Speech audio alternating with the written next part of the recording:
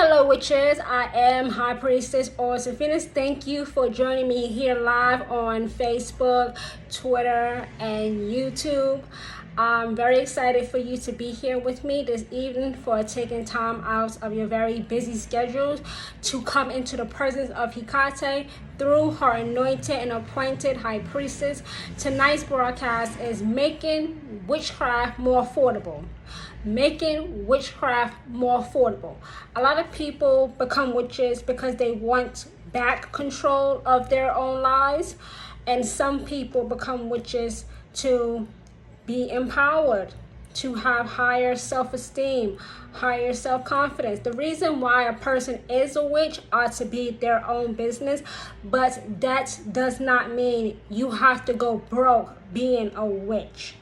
You see on social media people with their beautiful altars, their beautiful crystals and candles, and you might think, I can't afford that. But guess what, witches? You don't really need that. You may not need that. Listen, you don't need what every single witch you see on social media has. You do not need what every witch has. You don't.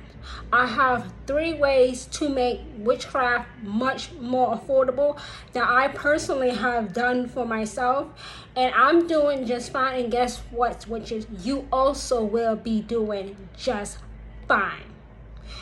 Witchcraft does not and should not be expensive. You should not go broke being a witch. You become a witch to get empowered, to have prosperity and abundance and money and wealth or fame or fortune or a house or car, whatever the reason why you became a witch. But no witch should be in lack. No witch should be going through life the hard way. It's a lie when people say, oh, life is hard. No, it's not. Life is what you make it. Life is as easy or as hard as you make it. Life is not hard. Get out of that manipulative spirit, because it is a manipulative spirit. Life is not hard, especially when you are a witch, because by nature, by their very nature, witches are powerhouses. Witches are powerhouses. Powerhouses. Please get that in your spirit, witches. You are a powerhouse. You, right now, watching this live, you are a powerhouse. Write it down in the comments. I am a powerhouse. It's not encouragement. I'm not trying to inspire you. I'm telling you the truth. Witches are a powerhouse. Always have been, always will be. And guess what? They can afford to be a witch. Witchcraft is affordable. Witchcraft must never ever be expensive. Do you know how many people stop being witches because they can't afford it? But that will not be you after this live stream has come to a close. That will not be you. Because I'm going to teach you, we're going to learn how to make witchcraft much more affordable, so we don't have to go broke being a witch. You should not go broke being a witch. That's unacceptable. That is unacceptable. The first thing to make witchcraft more affordable is buying only what you need. Buying only what you need. You don't need a diamond. You can use a clear quartz crystal to take the place of any crystal that you do not have. You do not need emeralds or rubies or diamonds. Those crystals, because they are crystals. Diamonds are crystals, okay? Rubies are crystals. Emeralds are crystals, okay? You don't need that. Diamonds, rubies, emeralds, they are super, also very super expensive. Very expensive. Very expensive. Shockingly expensive. You don't need that. A clear quartz crystal is available in any witch shop, either indoors or online, and it's affordable. It's affordable. Buy only what you need. Most of what you need can be found in your own cabinet in the kitchen. Most of what you need can be found in the cabinet that you have in your house. If you need rosemary or salt or pepper, everybody has salt. Everybody has pepper. Everybody, well, mostly everybody has rosemary, but most people do have salt and pepper. Salt is used for protection. Pepper is used in curses and banishments. Everybody has salt. Everybody has pepper. How much does rosemary cost? $2? I'm talking about chopped rosemary. Use that. Use that. You don't need to buy roses. Roses are expensive, especially when they're not in season where you may be living at. They're very expensive. Stick within your budget. Buy only what you need. Don't get jealous. Don't get bitter because of what you see on social media. So what? This person or that person has diamonds or rubies or this type of herb or this type of flower or this type of essential oil or this cloth or this type of altar that is just stunning in every sense of the word. You don't need that. I said this before and I will always say it. Witchcraft is different for every witch that practices it. Witchcraft is different for every witch that performs it. Witchcraft is different for everybody. For everybody. No two witches are alike. Just like snowflakes, no two witches are alike. They may be similar, but they are not identical. There may be witches who are similar, but they are not exact. They're not twins. They are not identical. Every witch is different. Every single witch is different. And you must embrace your differences. It's our differences as witches that makes us powerhouses. It is our differences among each other that makes us powerhouses. Say it with me, witches. It is our differences that makes us powerhouses. Because when we come together, real significant and permanently positive change follows. That's the truth right there. That is the truth right there. It is our differences when we come together that really makes us powerhouses. Us. The witch. The witch. Buy only what you need. If you can't afford it, guess what, witches? That's okay. You can substitute. You can find a replacement. You can. It may not be a diamond or a ruby or, an emerald, but you can find something to substitute it and still get the results out of that spell, ritual, hex, or curse. You still can. So when you go into a witch shop, a physical location, don't let the salesperson talk you into buying something you can't really afford, or buying something that you know for a fact that you don't need. You know damn well you do not need a horseshoe. You know you do not need a shark's tail. A shark's tooth, not tail. You know damn well you do not need a shark's tooth. You don't need that. But because the salesperson has pressured you into buying it, now you have to work with it when you didn't want it in the first place. Remember, you are going into a witch shop, but that salesperson is also trying to make a sell. they are also trying to make money. So you tell the salesperson what you are willing to pay and leave it at that. Go into the witch shop with a budget. Go into the witch shop with a budget in mind. Tell the salesperson up front what you are going to pay, and don't go beyond that. Buy only what you need. You can still be polite and say, okay, thank you, but you don't have to buy what they're trying to sell you, just because they may use, they may try to butter you up. They may try to sweet talk you into buying something that you don't need. Don't fall for that. Don't fall for that, especially if you happen to be a brand new witch. Yes, if you go into a witch shop, the salesperson, if you tell them that you are a new witch, yeah, they're going to try to make you spend more money than what you have, buying shit that you don't need. Okay? Stick to your guns. Buy only what you need. Buy only what you need.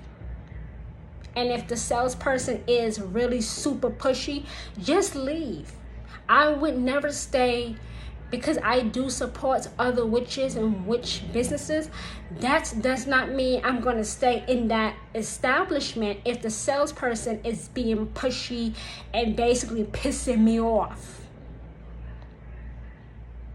Okay? I'm not going to stay. I can't. Because I don't like to be pressured. I don't want to feel like I'm being, here, buy this, buy that. I don't need your help. I came to buy 1, 2, 3, or 4 things. I don't need you giving me suggestions. I don't need a suggestion. I just need to buy what I came in here for and leave. And that's it. That's it. Buy only what you need. The second way to make witchcraft much more affordable is finding out the type of witchcraft that you know that you are gifted in, so that you know what to buy, right? So if you are a witch that is good with money or love spells or career or job spells, you might want to buy tools just for that. Like for me, I'm good with prosperity and abundance and divination. Those are the 3 types of spells that I'm good at. I know I can do those spells without question. I know that. And of course, I can brag about it. I can boast about it, because I know I can do that type of magic. I know I can. There's no question about that. Find the type of witchcraft that you are good at. I personally am also good at candle match. I love candles. I love candles. So that's what I primarily spend my money on when it comes to doing witchcraft. Candles. Because I found out that candles work for me when I'm doing witchcraft. It could be for you crystals, it can be sigils, it can be herbs, essential oils, or like I said earlier, doing divination, doing ancestry work, working with your ancestors. Figure out what you are gifted in witchcraft so that you can go buy those tools. If you are good with love spells, you might want to go out and buy, not too expensively, but maybe your favorite sexy, smelly perfumes or colognes if you happen to be a male witch. Your favorite clothes that make you feel sexy, that makes you feel love, that makes you want to attract love, makes you want to attract a partner. If you are the type of witch that is good with money spells, you are probably somebody that works in finances. You are a financial witch, basically. You bring money to you with little to no effort, which is great. I applaud that. Witches love money, because you have to love money. It's not true that money is the root of all evil. People are just evil. Money is not evil. The love of money that Christians talk about is bullshit. Money is money. It depends on how you use it. Money is not evil. The love of money is not evil. It depends on how you use it. Okay? It depends on how you use it. So if you are what I call a financial witch, you might be able to do things such as buy property, buy houses, buy cars, sell houses, sell cars, sell property, and make a huge profit. So that's the type of witchcraft you need to be focused on. Doing money spells. If you are the type of witch that is focusing on careers, you're the type of witch that only do careers, spells, or rituals for people who come to you looking for help in that area. You know a good resume when you see it. You know a good employee that you should be hiring when they walk in through that interviewing door. You just know. If you are the type of witch that does divination, which means that you can tell the future. Like me, I can tell the future. I can predict the future. That's one gift that I have. You know what's going to happen before it has happened. You know. You don't have to be told. But you never are the type to brag about it. Like, oh, I saw that's coming. Or I told you so. You just know. You may not know how you know, but you know, and that is called divination. Going out and receiving information through dreams or visions, or just suddenly having insights about a situation, a place, anything, and you just know that you are right. You don't know how you know you're right, but you know you're right. You have to find the type of witchcraft that you are gifted on and focus on that, so you can go out and buy the tools you need in the gift that you have in you. Simple as that. Simple as that.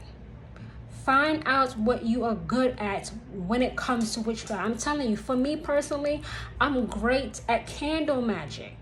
It works for me. What works for you? Is it candles? Is it crystals? Is it herbs? Is it sigils?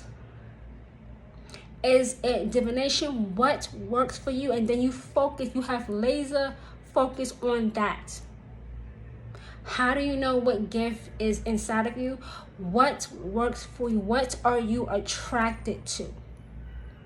And it's kind of funny that I'm so good at candle magic when I'm a water sign. I'm a Scorpio, but yes, I'm good with candles that represent the element of fire. I'm good with the water sign when I'm around bodies of water. Even when I'm in the shower or the tub bathing, I suddenly get insight.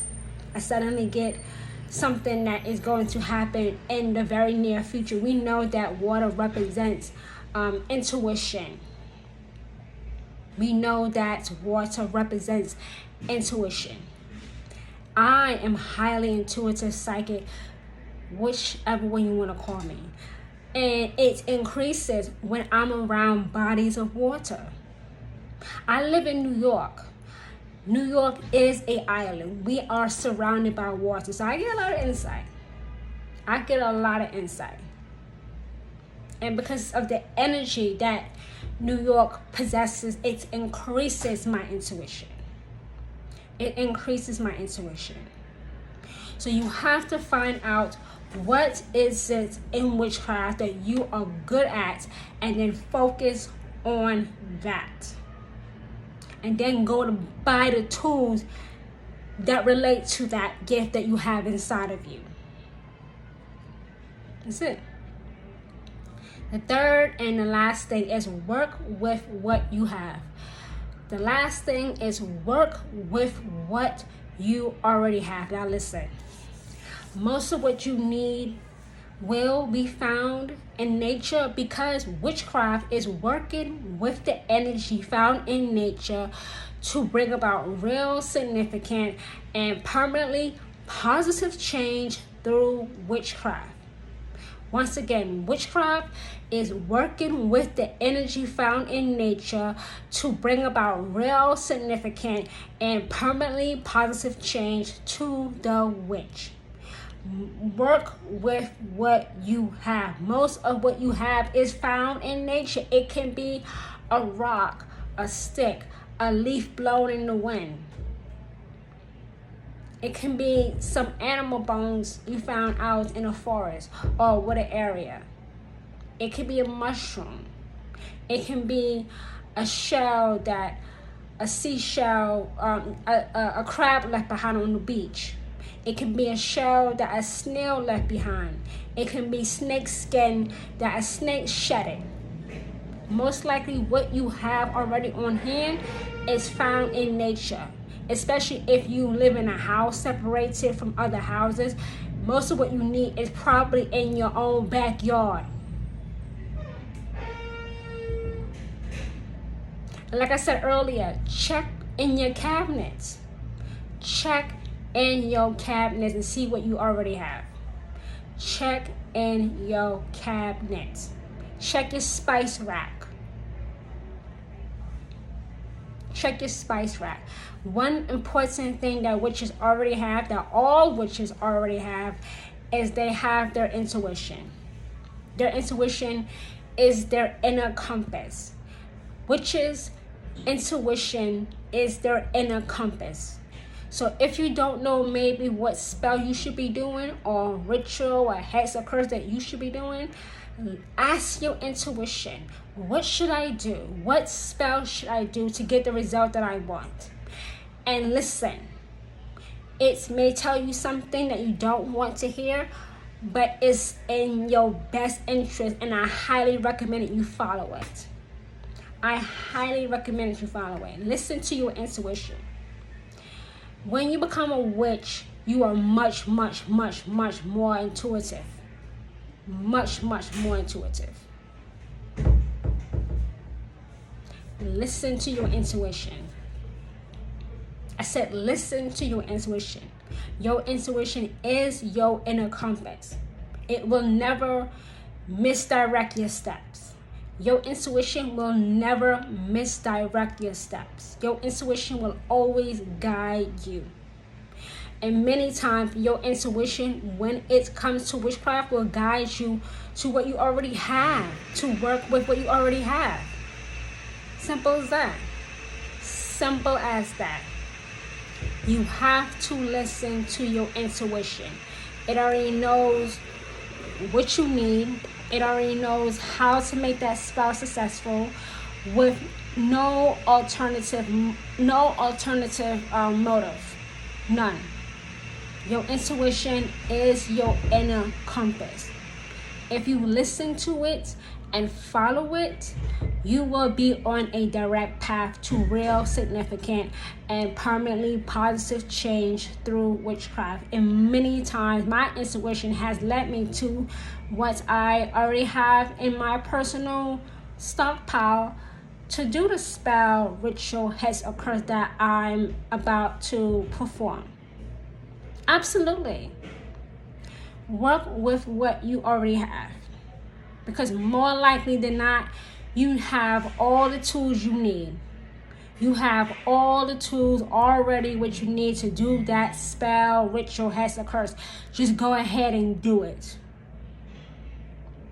Just go ahead and do it. Work with what you have. Many times you don't have to go out of your way to buy anything. Too many witches spend money every single month buying things that they may or may not already know that they're never going to use. Okay? That won't be you though. That will not be you. Not after watching this broadcast. That will not be you. You know what you need. You know what's shiny and attractive and pretty and gorgeous and wow, but you don't actually need it. You do as a witch need to stick within your budget. For a witch to stick in his or her budget proves to their chosen god or goddess or deity or ancestor or familiar or spirit animal that they are mature with money. So therefore that witch will always have a flow of money because they are mature with the money they currently have. Simple as that. Just as easy as that. So the 3 things you need to make witchcraft more affordable is buying only what you need, finding a type of witchcraft that you are actually good at, that you are gifted in, and then focusing on that. And the last one is working with what you already have. These 3 things will make witchcraft for you much. I'm telling you, witches, it will make witchcraft much more affordable for you. Because no witch should be going broke being a witch. Being a witch should not make you broke. Being a witch should not make you broke. It can't. If you have taken this message into you, if you have soaked up this message, really received this message, you will experience real, significant, and permanently positive change through witchcraft. So that you, unlike people who are not witches, you will not go through life the hard way. You will not. That will not be how your story ended, that life was so hard for this witch. No. I said at the beginning of this broadcast, witches are powerhouses by nature, by their very nature. Witches are powerhouses. And we will remain so always. Always. So thank you, witches, for joining me for this very important, very exciting, very informative live stream broadcast.